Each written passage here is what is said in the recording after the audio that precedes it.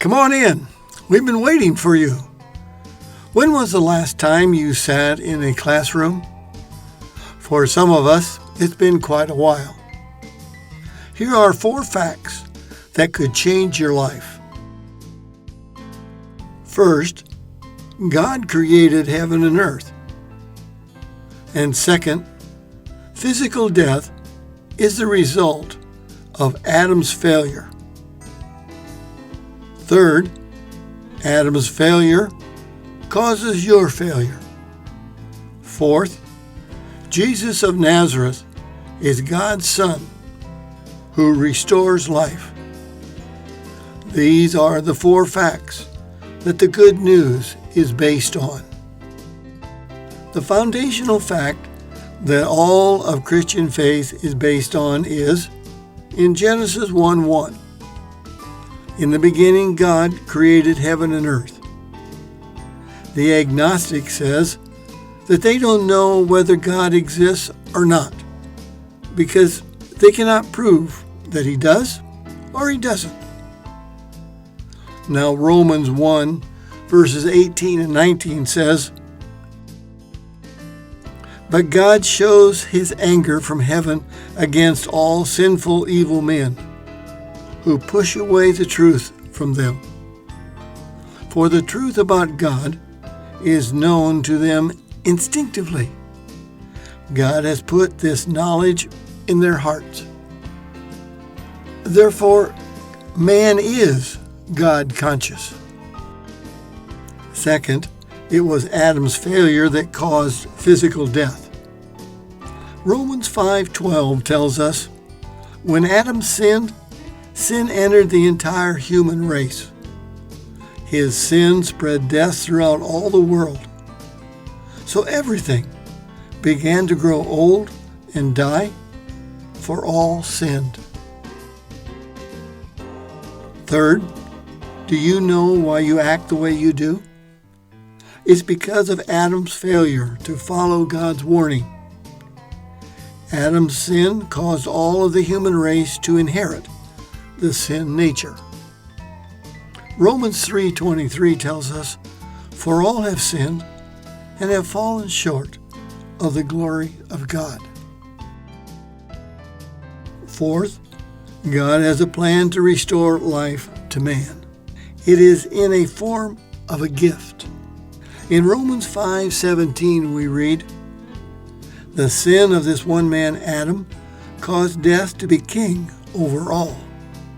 But all who will take God's gift of forgiveness and acquittal are kings of life because of this one man, Jesus Christ." Today, we're going to address the question, what difference will it make if I don't take action and share these 4 facts with the people I meet? Like any class, there will be a test at the end.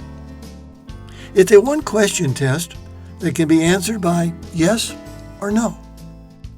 A presentation's objective is to inform and or motivate a person to take action on the information presented. So the question is, did the presenter inform and motivate you to take action based on the information presented? The problem here is that you must pay attention and listen to what is being presented in order to answer the question correctly. We'll look at why share the good news with others, how to identify roadblocks, and how to overcome the roadblocks or excuses for not sharing. The United States was founded on Christian principles and is known as a Christian nation. Now, according to the American Religious Identification Survey of 2008, 76% of the American adult population identified themselves as Christians. 6% identified themselves with other religious groups. 16.6 said that They were non-religious, and 1.4% would not state. The word Christian means different things to different people. One definition given by Wikipedia on the internet says, the term Christian describes anything associated with all that is noble, good, or of high moral standards, as taught by Jesus of Nazareth. What would your definition of a Christian be? If someone was to ask you to define a Christian in 50 words or less, what would you say? Would you agree that a Christian is one who believes there is a God? Genesis 1:1. A Christian is one who believes Jesus of Nazareth is God's only Son. John 3:16. A Christian is one who believes that Jesus went to the cross to pay for their sins and gives them eternal life. John 3:16. A Christian is one who tells others the good news. Romans 10:9 and 10. Have you thought about what Romans 10:9 and 10 says? Romans 10:9 and 10. If you declare with your mouth, Jesus is Lord, and believe in your heart that God raised him from the dead, you will be saved. For it is with your heart that you believe and are justified, and it is with your mouth that you profess your faith and are saved. This verse would indicate that a Christian shares the good news of what Jesus did with others. This is part 1 of why you should share the good news. Another part is found in the history books of Earth. The history books state that the birthplace of civilization is located in the Middle East, in the Fertile Crescent, and that Jesus of Nazareth was born in the town of Bethlehem in Judea during the reign of King Herod. 1984 years ago, in 30 AD, Jesus said in Matthew 28:19, "Therefore go and make disciples of all nations, baptizing them in the name of the Father and of the Son and of the Holy Spirit." Why did Jesus say, "Go and tell the good news"? We find the answer in Romans 10. Seems like we're just there. Romans 10 verses 13 and 14 says, "Anyone who calls upon the name of the Lord will be saved. But how shall they ask him to save them unless they believe in him? And how can they believe in him if they have never heard about him? And how can they hear about him unless someone tells them?" That is why Jesus said to go tell the world the good news. At this point, I will assume that I'm talking to Christians. Let me ask you 3 questions. Are you a Christian? The answer is yes. Have you told anyone about the good news? You fill in the blank. Who told you about the good news? Was it your mother or father? Maybe it was your grandmother. A Sunday school teacher, maybe? Or was it a co-worker or friend? Whoever it was, they probably were not strangers. There will be those in your world that do not know the good news. The people that God gives you the opportunity to share the good news with will be someone you know. Who will tell them if you don't? The one-on-one connection is far more important than reading the same message in the Bible. God uses people to tell the message of the good news. The written word is important, yet the relationship and interaction with another is far more important. You are God's messenger, and it is God speaking through you that reaches their heart. There is one more area as to why we need to tell others about the good news. Remember what Jesus said in Matthew 28:19. Go and make disciples of all nations. The good news was first made known in the Middle East. One would then think that with the good news first being known there, its influence would be greater there today than it is. Christians now make up 5% of the population of the Middle East, down from 20% in the early 20th century, as reported by Wikipedia.org. Now remember, when Wikipedia uses the word Christian, it includes a number of groups. It is estimated that at the present rate, the Middle East Christian population will likely drop from 12 million to 6 million by the year 2020. At the same time, we see that its population of 104 million in 1950 has grown to 432 million by the year 2007 and will grow to 692 million by the year 2050. In 70 AD, Rome destroyed Jerusalem, and the Israelite nation was divided up and removed from the area, while others were brought in. This had a major impact on the spreading of the good news around the world, and left the area around Jerusalem without anyone to tell the people about the good news. We are told that within 3 generations, information can be lost if it is not passed on.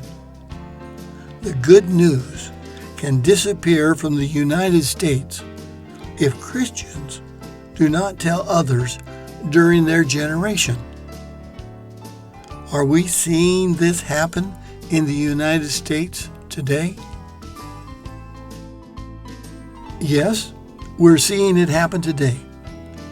We're seeing the signs in the visual and verbal attack on Christianity, which includes banning of prayer in schools, censorship of Christian themes in the public place, use of textbooks that hide religious roles in the country's history.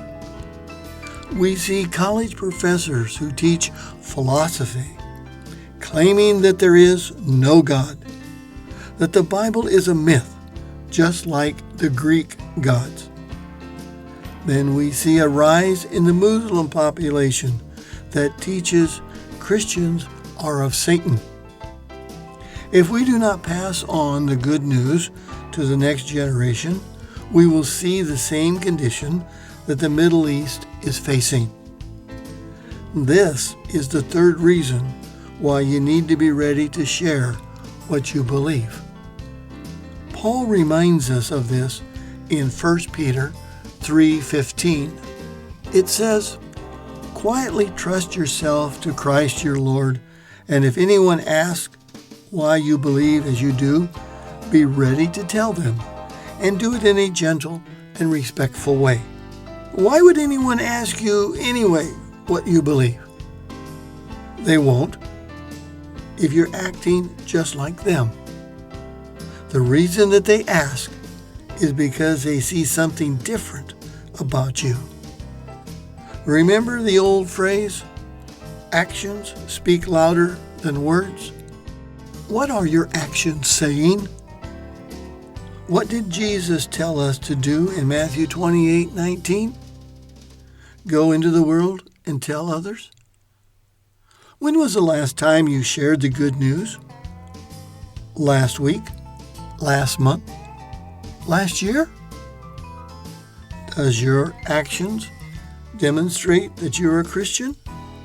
Romans 10:9 says, we are to declare it with our what? Our mouth.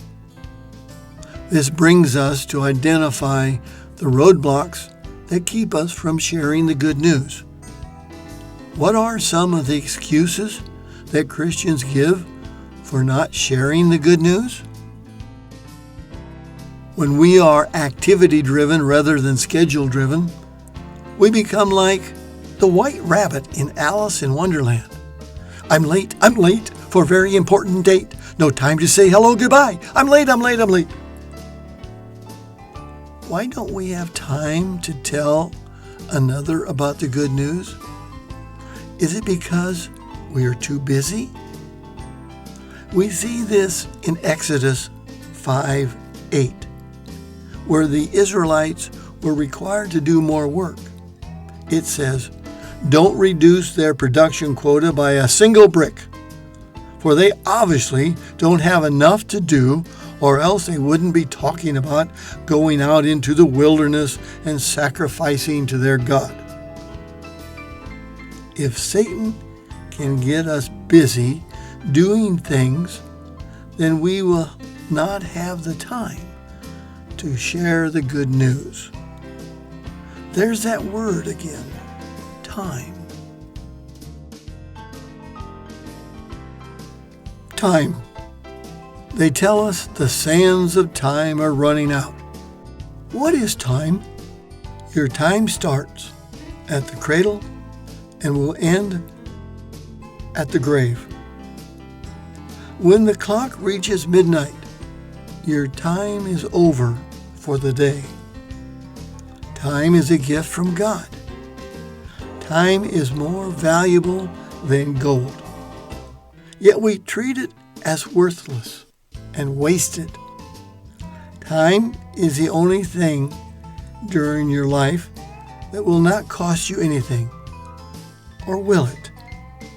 How you use it, waste it, or lose it will determine your success in life.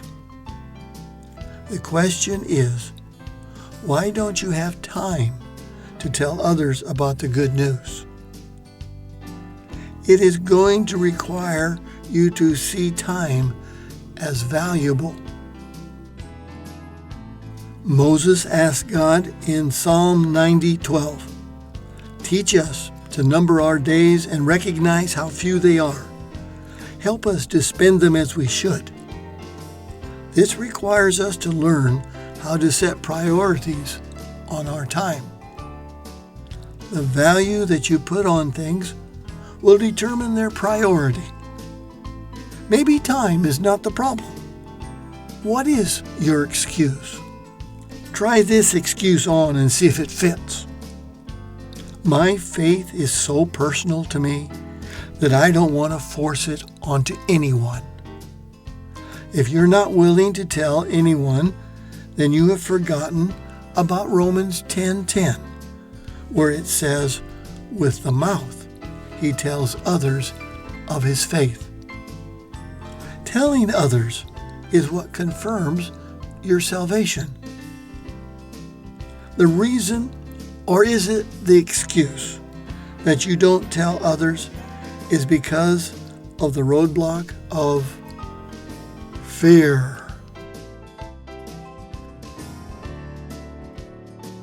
Question: which fear are you running from?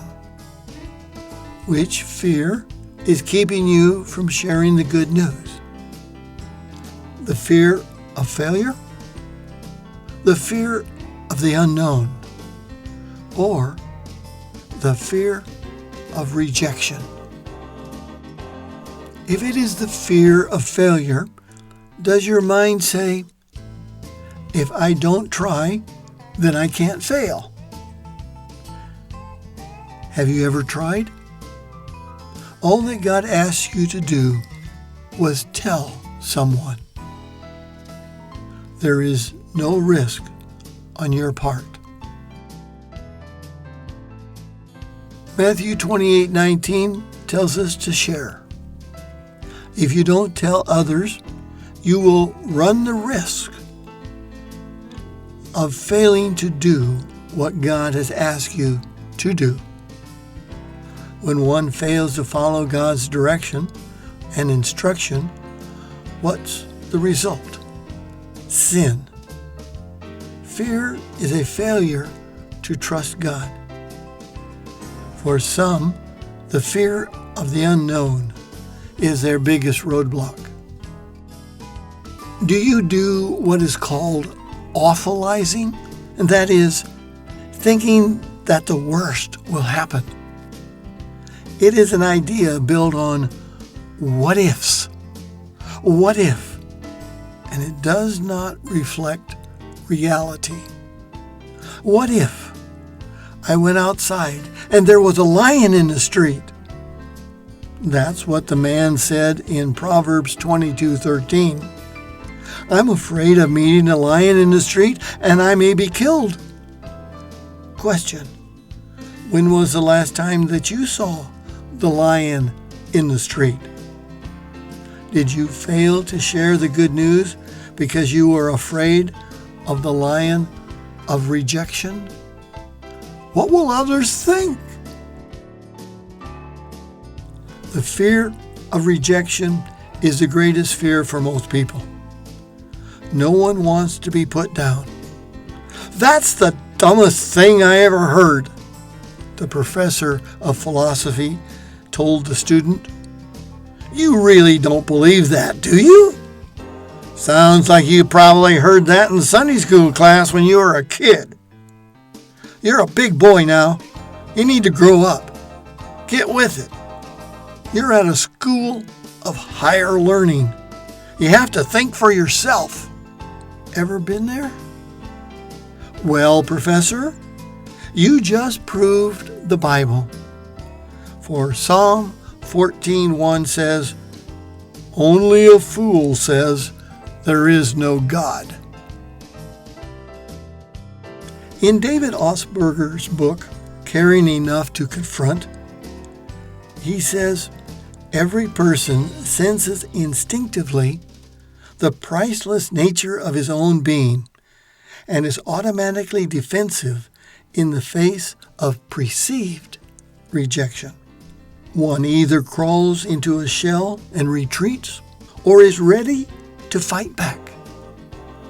For those of us who crawl into our shell when the roadblock of fear appears, remember, Matthew 5:11 says, when you are reviled and persecuted and lied about because you are my followers, wonderful. Be happy about it. Be very glad, for a tremendous reward awaits you up in heaven.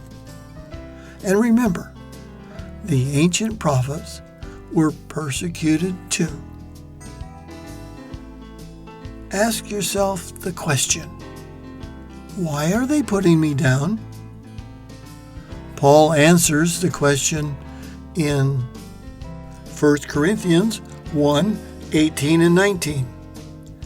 I know very well how foolish it sounds to those who are lost when they hear that Jesus died to save them. But we who are saved recognize this message as the very power of God. They are rejecting what you are telling them because of their sinful nature. Yet, the question remains, how do we learn to overcome the fear that we feel when we are rejected? Jesus tells us in John 14:27, I am leaving you with a gift, peace of mind and heart. And the peace I give isn't fragile like the peace the world gives. Do not be troubled or afraid. The key to overcoming fear begins with trust. Trusting that God is in control of all events. Here are 6 steps that I use when the bad idea of fear enters my mind. The best way I have found is to memorize the verses and quote them back to myself each time the fear is present. Step 1. Reject or stop the irrational thought process through prayer. Philippians 4 verses 6 and 7 says, "Don't worry about anything. Instead, pray about everything and don't forget to thank Him for the answers." Step 2. Unload your worries on God by telling Him about your fears. 1 Peter 5:7, "Let Him have all your worries and cares, for He is always thinking about you and watching everything that concerns you." Step 3. Focus on the truth. Isaiah 26:3 says, "He will keep in perfect peace all those who trust Him, whose thoughts turn often to the Lord." Step 4. Think rationally, not irrationally. Matthew 6:27 tells us, "Will all your worry add a single moment to your life?" No. Worrying about tomorrow can only deplete your strength for today. Step 5. Seek after God's direction. Matthew 6:33. Give God first place in your life. Take it a day at a time. Each day has enough trouble of its own. Step 6. Don't be anxious about tomorrow. Matthew 6:34 says, "God will take care of your tomorrows when you put your trust in Him." Have you missed opportunities to share your faith due to fear? Philippians 4:13 tells us, "For I can do everything God asks me to with the help of Christ, who gives me the strength and the power." Part of this strength and power comes from knowing how to share the good news. The question is, do you know how? Would you like to learn? We'll cover learning to share your faith in part 2 of Sharing the Good News. Is there someone that God wants you to talk to? What difference will it make if you don't take action to share the good news? On Judgment Day, when they are standing before God, will they accuse you of not sharing the good news with them?